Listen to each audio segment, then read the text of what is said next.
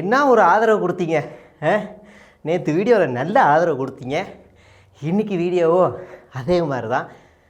போயிடுவோமா friends? இந்த அணில் இருக்கே, இந்த அணில் திருந்திய தருணம். இந்த அணில் இருக்கே, இந்த அணில் திருந்திய தருணம். இன்றைக்காவது நீ திருந்திருக்கியே, உன்னை நினச்சா ரொம்ப பெருமையாக இருக்குடா. எப்போ நீ திருந்த வேண்டியவன், ரொம்ப லேட்டாக திருந்திருக்க. பட் ரொம்ப சந்தோஷந்தான். அதில் என்னென்ன பஞ்சாயத்து ஓடிக்கிட்டு இருக்கு ட்விட்டர்லன்னு இன்றைக்கி லைனாக படிக்க போகிறோம். தூத்துக்குடி டிஸ்ட்ரிக்ட் தமிழக வெற்றி கழகத்தினர் என்ன போட்டிருக்காங்க அப்படின்னா, முட்டு கொடுக்கறதுக்கு வருவாங்கல்ல, அப்படி முட்டை நிப்பாட்டு நம்மளை விஜயனாவே வாயை திறக்கலாம். இவங்க வாயிலிருந்து எந்திரிச்சு வந்து அவர் வாயாக பேசுவாங்க. அதில் அவர் சொன்னது, இன்னும் சிறிது நேரத்தில் அனைத்து வதந்திகளுக்கும் பதில் வருகின்றன. என்ன பதில் வந்துடும்? இது வந்து ஒரு நட்பு, இதை கொச்சப்படுத்தாதீங்க, இது வந்து ஒரு பர்சனல் அப்படின்னு நீங்கள் நினைக்காதீங்க. மகளிர் தினம் கொண்டாட போகிறாங்க, வெக்காங்காட்டவங்களா? ஏண்டா நம்ம இயக்குனர் அமீர் அண்ணா வந்து செருப்படுத்த அடித்த மாதிரி ஒரு பதிவு போட்டிருந்தாப்புல, ஒன்றும் போடலை. அதாவது வீட்டில் இருக்க மகளையும் மனைவியும் அடித்து விரட்டிட்டு ஒரு கேவலமான மகளிர் தினம். என்னடா மகளிர் தினம்? சரி, இப்படி ஒரு மகளிர் தினத்தை ஒரு தலைவன் கொண்டு அதுக்கு இவன் முட்டு வேற கொடுக்குறான். அடுத்த ட்வீட் என்னன்றதை நாம் ஜாலியாக பார்ப்போம். பாண்டாவை அடித்தாங்க பாருங்க. பாண்டா வந்து ஒரு வீடியோ போட்டிருக்கேன். அந்த பாண்டாவுக்கு நான் அப்புறமா பதில் சொல்கிறேன். அதுக்கு முன்னாடி இந்த பாண்டாவுக்கு ஒன்று அடிச்சிருக்காங்க. யோ பாண்டா, பிரசாந்த் உன்னை நல்லவன்னு நினச்சேன், நீ காசு வாங்கிட்டு இப்படி காப்பி பேஸ்ட் பண்ணிட்டு என்ன சொல்லியிருக்கீங்கன்னா, அந்த பாண்டா என்ன செஞ்சுருக்காருன்னா, KS ராதாகிருஷ்ணன் அப்படின்ற ஒரு ஐடி, அந்த அதிமுக ஐடியில் இருக்கிறத அப்படியே பேஸ்ட்டு பண்ணி தன்னோட பதிவில் போட்டு அப்படியே பேஸ்ட் பண்ணியிருக்காப்புல. இதை நீங்கள் ஸ்க்ரீன்ஷாட்டோட பார்க்கணும். அப்போ பாண்டாவுக்கு திட்டுறது கூட பக்கத்தில் இருந்து காப்பி பண்ணி அடிக்கிறது தான் பொழப்பா போச்சு. இப்போ வந்து ஒரு கேவலமான ஒரு கான்வர்சேஷனை பார்க்க போகிறோம். அதுக்கு முன்னாடி ஒரு ஆட்டத்தை போட்டுருவோம், பார்த்துருவோமா? அதாவது நம்ம மைக்கிள், நேற்று நம்ம ஷோவோட மிகப்பெரிய ஆக்டர், அது நடிகராக இருந்தவர் மைக்கிள் தான். அவர் வந்து ஒரு பதிவு போட்டார். பரவாயில்ல, உன்ன மாதிரி பொண்ணுங்களுக்கு புருஷனாக வரவனை கொடுத்து வச்சிருக்கணும். புருஷன் எவன் கூட பார்த்து எந்த எழும்பி வந்தாலும் வர ராசாக்கண்ணு நடுவர் வீட்டில் உட்கார வச்சு சோறு போடுற உன்னை நல்ல மனசு இருக்கு பாரு. அண்ணா கிட்ட நிறைய கற்றுக்கிட்டேன் இந்த விஷயத்தில். தவிர பரவாயில்ல நீங்கள் இது அப்படின்னு சொல்லி ஏதோ சண்முகப்பிரியாவை டேக் பண்ணியிருக்காப்புல. அதுக்கு அந்த சண்முகப்பிரியா ஏதோ பேசியிருக்குது, மூடிட்டு போடா நாயே, உன் அண்ணனை பற்றி பேச வந்துட்டான் அப்படின்னு ஏதோ பேசியிருக்கு போல். அதுக்கு கீழே, யோ சும்மா இருங்கயான்னு ஒருத்தன் வந்து, சண்டை போடாதீங்கயா, சும்மா இருங்கய்யா, ஊரே சந்தி சிரிக்குதியா, சும்மா இருங்கய்யா அப்படின்னு அவன் பேசுகிறான். ஆனால் இவன் என்ன சொல்லிட்டாருன்னா, உன் கோழி குஞ்சை பிடிச்சி அவடா அப்படின்னு அந்த கோழியை கட் பண்ணுறங்க. அதுக்கப்புறமா கீழே இந்த டிவிக்கு குயின் ஒன்று, ப்ளீஸ் யாரும் குஞ்சுக்கு சண்டை போடாதீங்க, இப்போது நமக்கு தேவை எல்லாமே குஞ்சம் காப்பாற்றுறது தான். அதாவது அண்ணனை விஜய் அசிங்கப்படுத்துறதுக்கு வெளியில இருந்தால் வர வேணாம், இவங்களே போதும். அவன் சொல்கிறா பாருங்க அந்த பொண்ணு, ப்ளீஸ் யாரும் குஞ்சுக்காக சண்டை போடாதீங்க, இப்போ நமக்கு தேவை எல்லாமே அண்ணன் குஞ்சு காப்பாற்றணும் அப்படிங்கிறான். சரி, இவங்களே இவ்வளோ மட்டமானவங்களாக இருக்காங்க, இவங்களை பற்றி நம்ம என்ன? அப்புறம் அருண் விஜய் வந்து இதுக்காக போட்டிருக்காரு. நீங்கள் உடனே கேட்டுலாம், அருண் விஜய் தாவேக்கா அப்படின்னு. அவர் பாட்டுக்கு நல்ல படம் எடுத்திருக்காரு, ரெட்டத்தலை. நேற்று நைட்டு தான் பார்த்தேன், அந்த படம் பார்த்தேன். அதனால் அந்த அருண் விஜய் நினச்சிடாதீங்க. அவர் பேரில் ப்ளூடிக் வாங்கி வச்சுருக்கான் 400 ரூபா கொடுத்து. அந்த எவனோ ஒருத்தன் அவன் என்ன சொல்கிறான் அப்படின்னா, தலைவர் விஜய் என்கிட்ட ரோட்டில் நடந்து போய் பிரச்சாரம் பண்ணணும்னு சொன்னார். காலையில் 8 மணிக்கு தொடங்கி நைட்டு 10 மணி வரை எல்லா வில்லேஜுக்கும் நடந்து போகணும்னு சொன்னார். ஆனால் அவர் காரில் கல்யாணத்துக்கு போவார்னு எதிர்பார்க்கல. சாரி அனில், உன்னை நசுக்க பார்த்துட்டேன், சாரி. அப்படி ஆகிப்போச்சுன்னு அவன் வெம்பி போடுறாப்புல. அடுத்து நம்ம போக்குரி வெற்றி, அவன் ஒரு மாதிரி அடிக்கிறாங்க. அவன் ஒரு போஸ்ட்டில் அடிக்கிறான், ஒரு போஸ்ட்டில் காரி துப்புறான், ஒரு போஸ்ட்டில் மஞ்சளாக இதே பிசு பிசுன்னு கையில் எடுத்து சப்புன்னு அடிக்கிறான், இன்னொரு போஸ்ட்டில் கொஞ்சம் முட்டு கொடுக்குறான். இவன் ஒரு சரியான வேற மாதிரி பிறவி, ஏதோ ஒரு ஜென்மம் போல. இவன் இந்த விஜய் இந்த திருப்பாச்சி படத்தில் தலையை வெட்டுறது காத்துருப்பாங்கல்ல, அந்த ஃபோட்டோ போட்டு, ஆத்தா உனக்கு நாங்கள் என்ன குறை வச்சோம், ஏன் எதுக்கு விளக்கம் கொடுக்காம இருக்க? அதாவது அவன் என்ன எதிர்பார்க்குறான்னா, விளக்கம் கொடுங்க விஜய் சார் அப்படிங்கிறான். மயில கொடுப்பார் விளக்கம், வந்துட்டான் பெரிய விளக்கம் கொடுத்தான். ஏண்டா 41 பேர் செத்த போய் இல்லை, நீ கேளு, இங்கே ஒரு போக்கிரி விக்டரு 41 பேர் செத்த போய் கொடுத்தாங்களா? இல்லைல்ல, தெரியுதுல்ல, அப்புறம் ஏன் அப்படி பேசுகிற?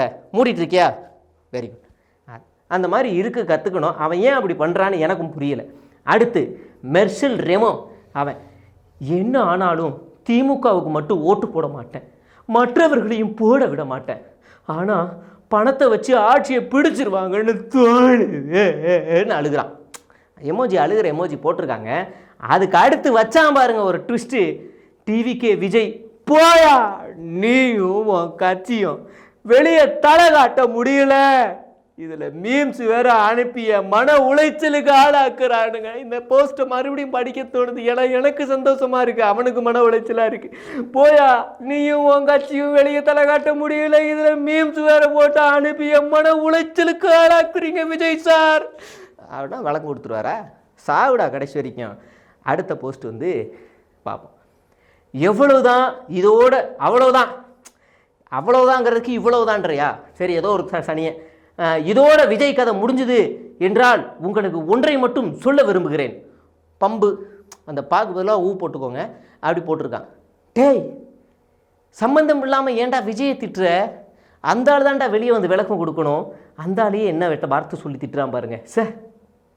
அடுத்து ஃப்ரெண்ட்ஸ், இந்த மேட்டர் ஆஃப்லைனில் கொஞ்சம் கூட செல்ஃப் எடுக்கலை, மக்கள் திமுகவோட சதின்னு தான் நம்புகிறாங்க.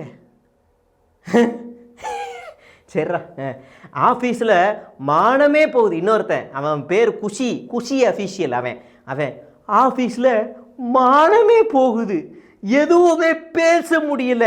லாஸ்ட் வீக்காக அவ்வளோ முட்டு கொடுத்து வச்சுருந்தேன்.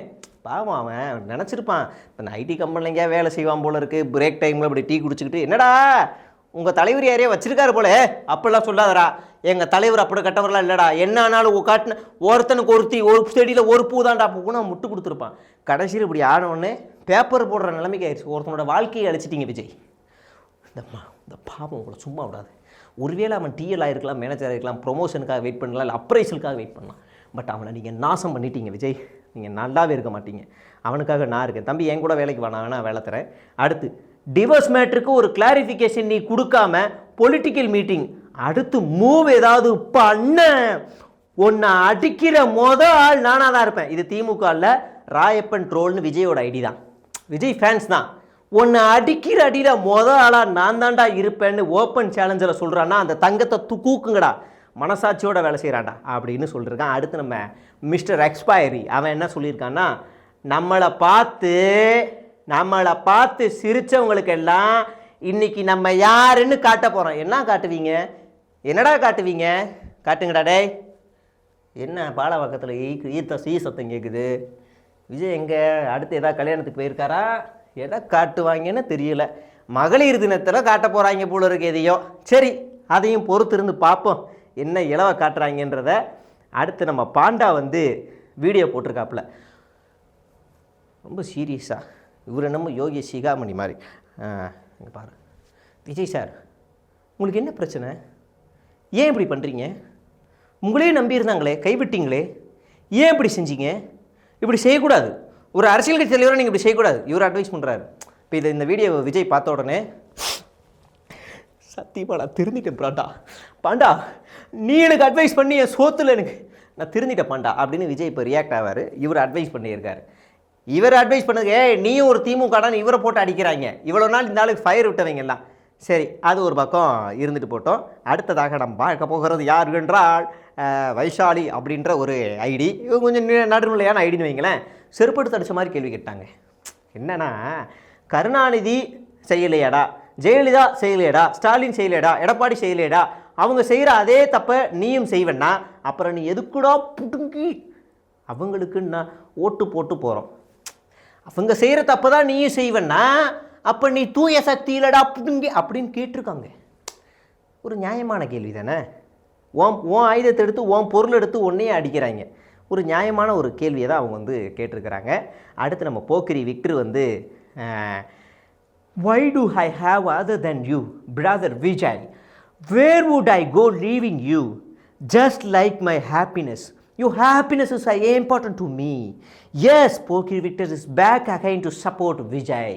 நான் சோத்தை தின்னாலும் பரவாயில்ல, பீயை தின்னாலும் பரவாயில்ல, நான் உனக்கு தான்டா சப்போர்ட் பண்ணுவேன் அப்படின்னு அவன் இங்கிலீஷில் எழுதிடுறான். இதுக்கு ஒரு சின்னதாக சொன்னால் போதும், இங்கிலீஷில் அவ்வளோ பெருசாக எழுதியிருக்கிறான்.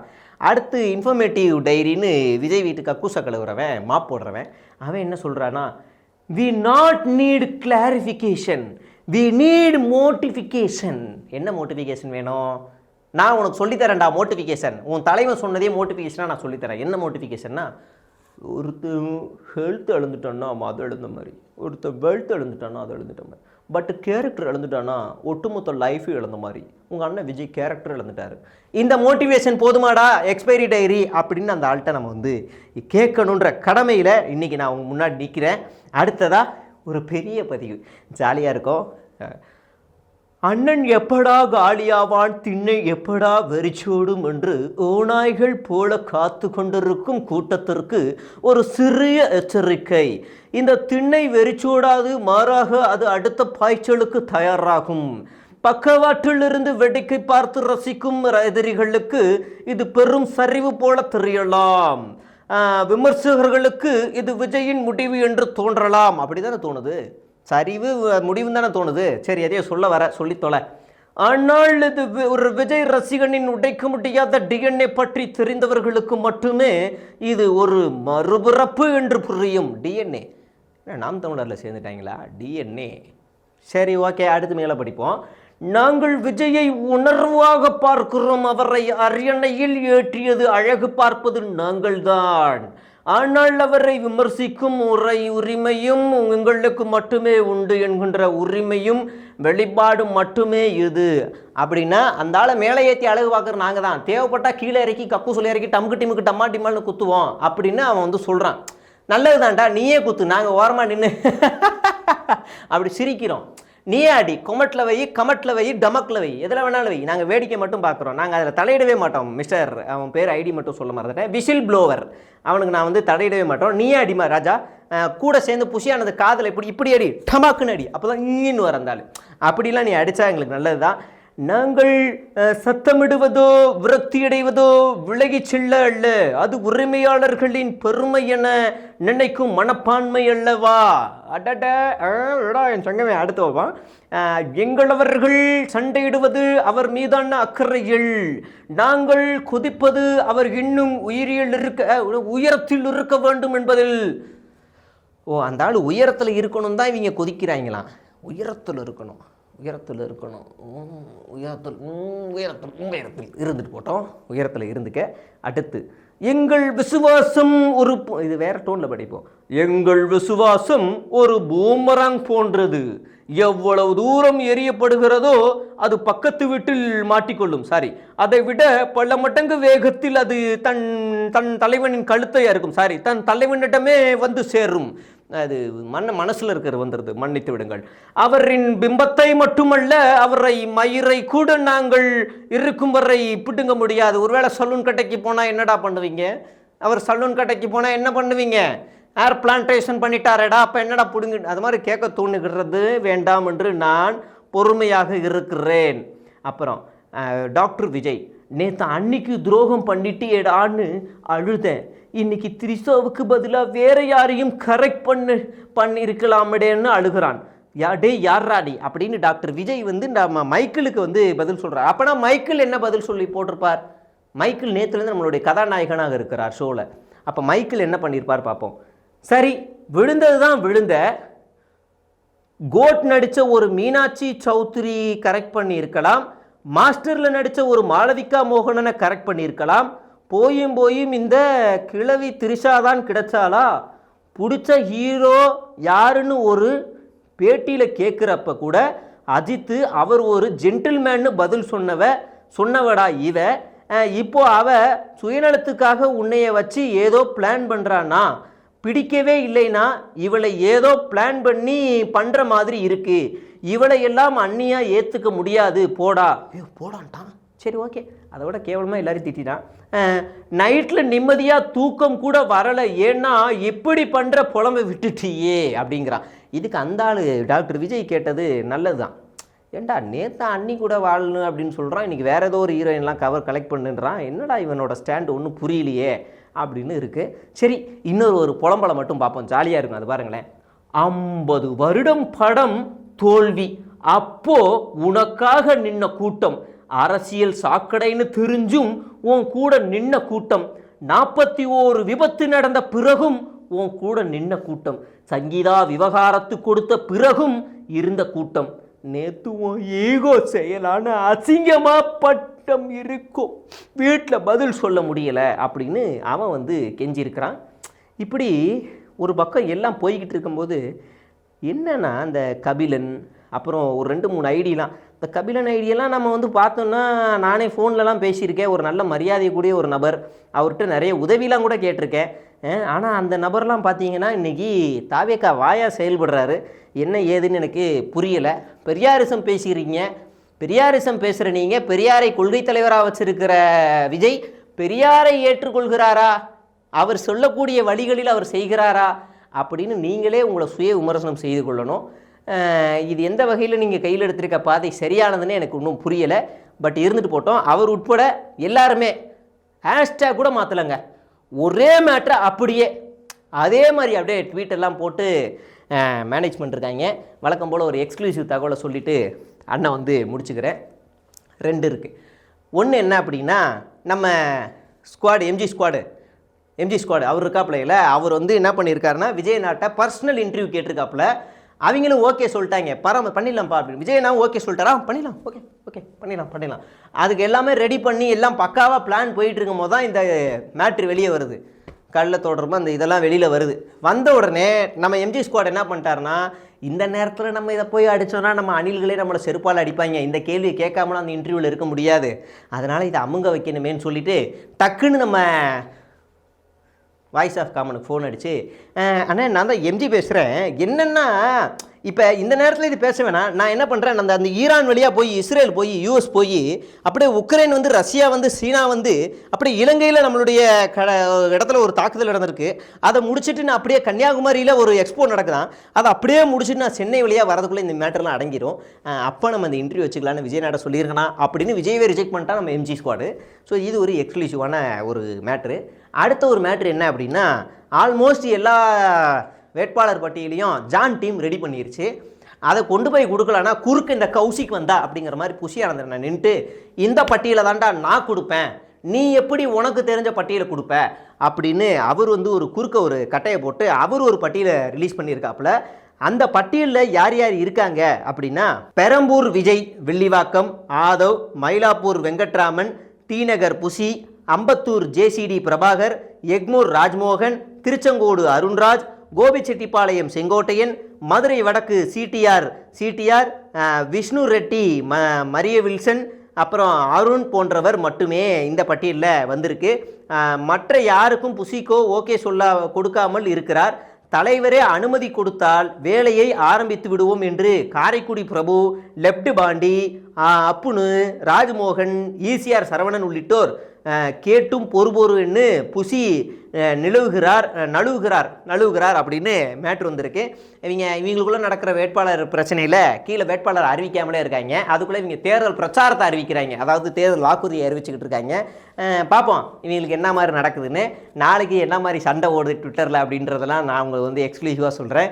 தொடர்ந்து பேசுவோம். நன்றி, வணக்கம்.